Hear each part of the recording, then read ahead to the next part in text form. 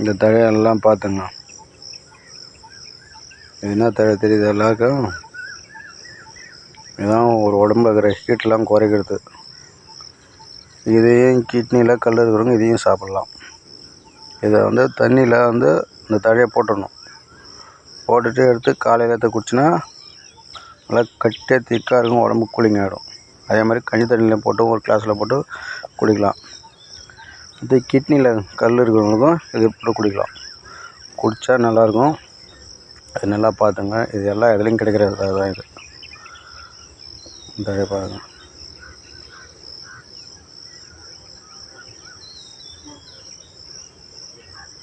இதுதான் நீர்மூழ்கி தழை சொல்லுவாங்க.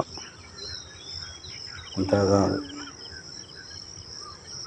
பிடிச்சின்னா சப்ஸ்கிரைப் பண்ணுங்கள், எல்லோருக்கும் ஷேர் பண்ணுங்கள். அடுத்த வீடியோ போடும், ஃபாலோ பண்ணுங்கள்.